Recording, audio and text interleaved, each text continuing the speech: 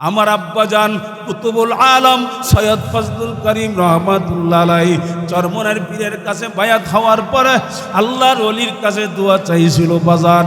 বলে হুজুর আমার জন্য দোয়া করেন, বিবাহ করলাম 5 বছর হইয়া যায়, কোনো সন্তানাদি হয় না, আমার জন্য একটু দোয়া করেন, আল্লাহ যেন নেককার সন্তান দান করে, যদি নাকি ছেলে দান করে আলেম যেন বানাইতে পারি। হুজুর বললেন বাবা যাও দোয়ার কাজ করো, দোয়ার কাজ করে চলতে থাকো, দোয়া দেখবা ঘরের বেড়া ভাইঙ্গা ঢুইকা যাবে। আল্লাহর ওলির দোয়ার বরকতে কি না হয়ে গেল বাজান। আমার ঘরের ভিতরে আল্লাহ রাব্বুল আলামিন নেককারের নজরে বাবা থাকার কারণে আল্লাহ রাব্বুল আলামিন একজন নয় দুইজন নয় 11টা সন্তান দান করেছেন। 6 জন হাফেজ মাওলানা মুফতি হইয়া গেল, 2 জন বাবা দ্বীনের পথে চলতেছে ভাই, এর ভিতরে আরেক ভাই দুনিয়ার থেকে বিদায়, দুনিয়ার থেকে বিদায়। বাজান 2টা বোন আল্লাহ দান করেছেন, 2টা বোনের মধ্যে বাজান একজন আলেমা আর একজন প্রাইমারি কিরাতুল কোরআন মাদ্রাসায় পইরা আল্লাহর ওলির মাদ্রাসার সৌবত পাইয়া দিনদার হইয়া জামাই দিনদার হইয়া চলতেছে। ছোট বোনের জামাই হাফেজ মাওলানা মাদ্রাসার পরিচালক আল্লাহ কবুল করেছেন। বাবা এমন সন্তান কয়জন বাবার ঘরে মিলে বাবা তুমি তো আলেম তুইয়া বাড়ি যাও, তুমি তো আলেম তুইয়া বাড়ি যাও।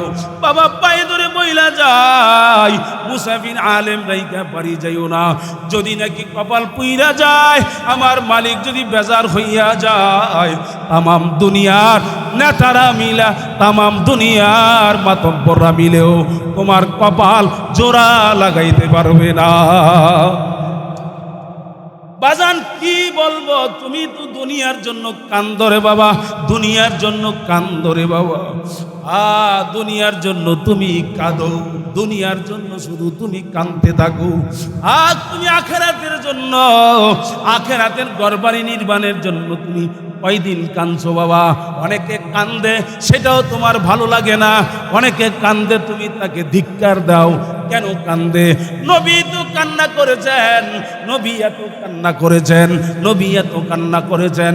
হাদিসের ভিতরে আসছে নবী যখন নামাজে দাঁড়াইতেন ওই নামাজের মধ্যে এমনভাবে কান্না করতেন, এমনভাবে কান্না করতেন, কাঁদতে কাঁদতে মনে হয় যেন হাতটা তল্লন হালকা বৃষ্টি বর্ষণ হইতেছে।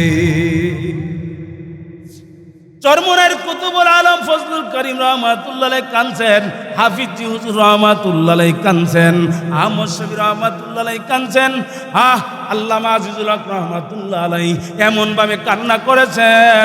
ছাত্ররা বলে অনেক বড় বড় আলেমদের সঙ্গে বাংলাদেশের চতুর্কোনায় দেখা হয়, বলে হুজুরের রুমের পাশে জামিয়া রহমানিয়াতে থাকতাম, জামিয়া রহমানিয়ার আগে লালবাগে তিনি ছিলেন, লালবাগে থাকতাম, হুজুরের রুমের পাশেই থাকতাম। হুজুরের রুমের পাশে থাকার পর ওই শেষ রাতে তাহাজ্জুদের সময় হুজুর এমনভাবে কান্না করছে বাচ্চা মানুষের মতো আউয়াউ করে কাঁদছে। ওনার কান্নার আওয়াজ এত বিকট হইছে বাজান যখন নাকি আশেক মাসুকের সঙ্গে মিলিত হইয়া যায় তখন পাগলার হুঁশ থাকে না, পাগলার হুঁশ থাকে না। এমন আওয়াজ, কান্নার আওয়াজ, ওই কান্নার আওয়াজে পাশের রুমের ছাত্রদের ঘুম ভাঙ্গে যাইত। কন্যা সুবহানাল্লাহ। ওই যে বালিয়ার পীর মাওলানা গিয়াসউদ্দিন রহমাতুল্লাহি আলাইহি, বালিয়ার পীর মাওলানা গিয়াসউদ্দিন রহমাতুল্লাহি আলাইহি বাজান উনি নামাজের মধ্যে মাদ্রাসার মসজিদে দাঁড়াইছেন। জাহান্নামের আয়াত যখন তেলাওয়াত শুরু হইয়া যায় বাজান জাহান্নামের আয়াত নামাজে ইমাম সাহেব তেলাওয়াত করতেছে। বালিয়ার পীর জাহান্নামের ভয়, আমার মাওলার ভয়, সারা মসজিদ দৌড়ায় আর ডাক দেয় আল্লাহ আল্লাহ আল্লাহ আল্লাহ আল্লাহ।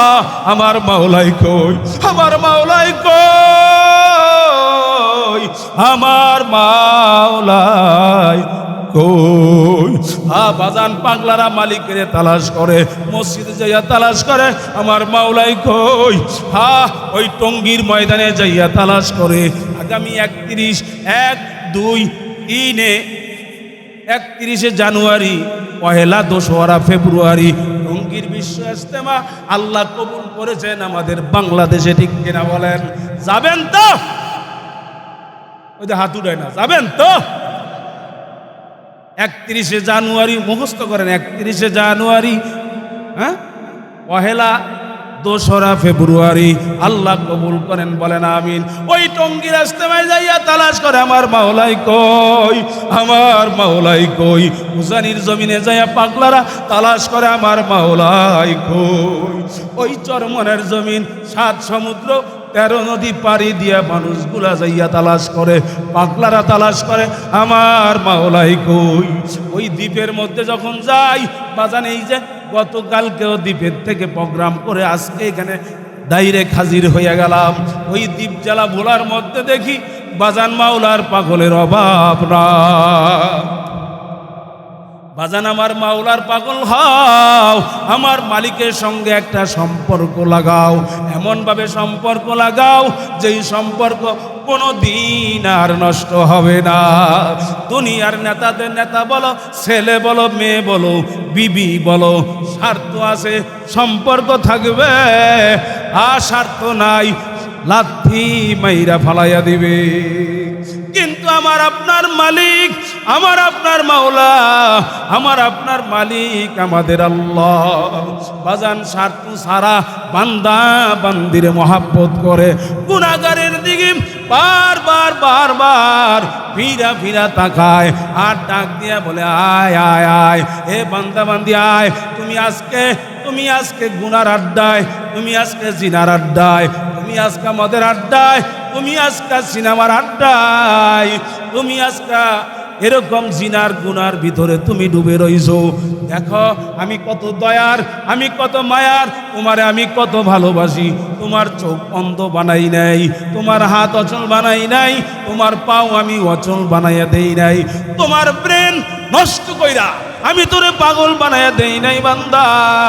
কারণ আমি তোর দিকে বারবার ফিরা ফিরা মায়ার নজরে তাকাই আর ডাক দিয়ে বলি, আগামী দিন আমার দরবারে ফিরে আসবি, আমার একটা আল্লাহ তুই ডাক দিবি, আমি সব মাফ করে দেব। বলেন না আল্লাহু আকবার।